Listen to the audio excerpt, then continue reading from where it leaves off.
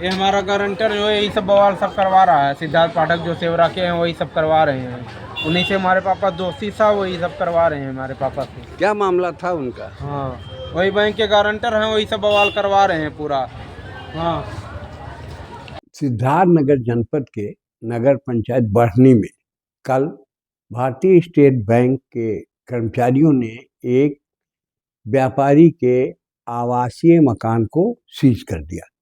इस संबंध में पता ये चला है कि वह नगर पंचायत बढ़नी के वार्ड नंबर 9 पुलिस चौकी रोड स्थित एक फर्म था मेसर्स पशुपतनाथ ट्रेडर्स, जिसने अपने ट्रेड को आगे बढ़ाने के लिए स्टेट बैंक बढ़नी से लोन लिया था, समझे। और लोन ना अदा करने के कारण बैंक के कर्मचारियों ने प्रशासन की मदद से उसके मकान आवासीय मकान को सीज कर दिया, जो मकान बढ़नी के गोला बाजार में स्थित है। इस मकान के सीजर की कार्रवाई से दो चीजें बहुत साफ स्पष्ट आ रही हैं कि यदि आप बैंक से लोन लेते हैं और बैंक का ऋण अदा नहीं कर पाते हैं तो आपका क्या दुर्दशा होगा, यह एक संकेत पूरे बाजार में चला गया।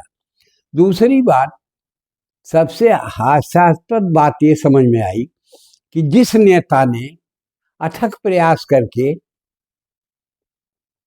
व्यापारी को बैंक से ऋण दिलवाया था, उनका चेहरा भी खुल करके यहाँ सामने आ गया।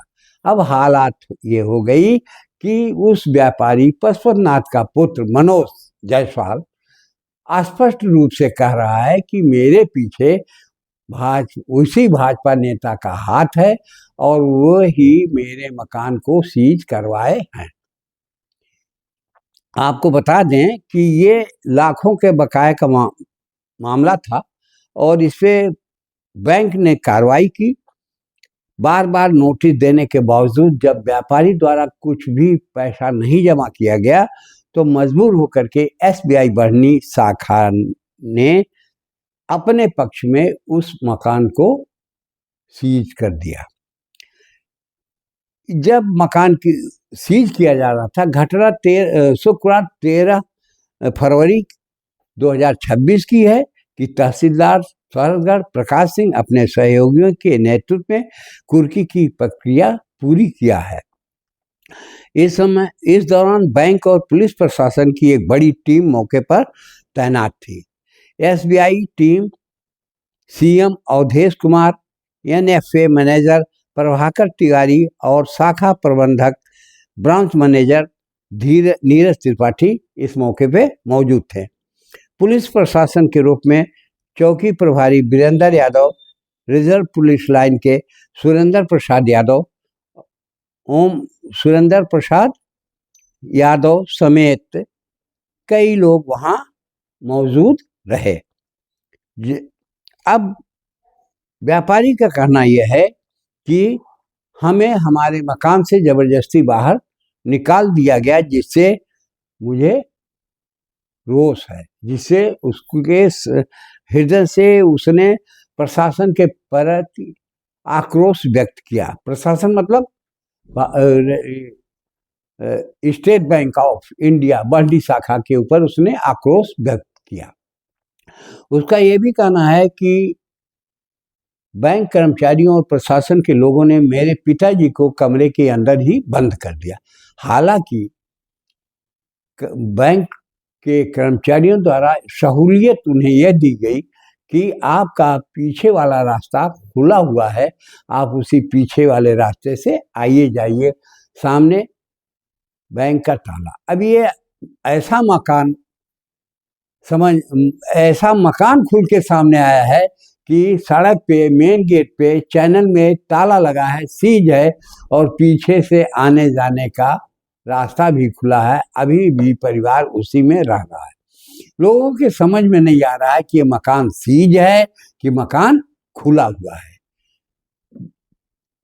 व्यापारी के पुत्र मनोज जायसवाल का कहना है कि हमने जिलाधिकारी को पत्र दिया था और वहाँ ये समझौता तय हो गया था कि 9 लाख रुपए आप जमा कर दीजिए, आप फुर्सत पा जाएंगे। हमने 1 लाख रुपया जमा भी किया था, धनाभाव के कारण हम पैसा नहीं जमा कर पा रहे हैं, इसलिए इन लोगों ने जबरदस्ती ताला गड़ दिया। इस पूरे घटनाक्रम में व्यापारी के बच्चे ने स्थानीय एक नेता पर आरोप लगाया है। हालांकि उसने वीडियो में उनका नाम लिया है, लेकिन आप समझ लीजिए नेता पे आरोप लगाया है कि वो ही हमारे मकान को परोक्ष रूप से हथियाना चाहते हैं। करोड़ों का मकान है, सोचते हैं 2-4 लाख का बकाया है, दे करके मकान को हथिया लिया जाएगा। लोगों में इस बात के लिए आश्चर्य है कि जब ये भी भाजपा के नेता हैं, पशुपतिनाथ जायसवाल, ये बहुत दिनों तक सभासद जीते हैं, भाजपा के नेता भी रहे हैं, और जिन नेताजी का नाम लिया जा रहा है वो भी भाजपा के नेता हैं। जब 2 भाजपा के नेता कर्ज में डूबे हुए हैं, तो ये अगर चाहें तो प्रधानमंत्री से कर्ज माफी के लिए बात कर सकते हैं। लेकिन जो अच्छा, इसी बात को लेकर के विपक्षी पार्टियां भी चुटकी काट रही हैं कि भाई आप भी भाजपाई हो, अंबानी भी भाजपाई हैं, उनका करोड़ों अरबों का कर्जा माफ हो गया और आपका कर्जा क्यों नहीं माफ हो रहा? आप चाहें तो इसका प्रयास करें।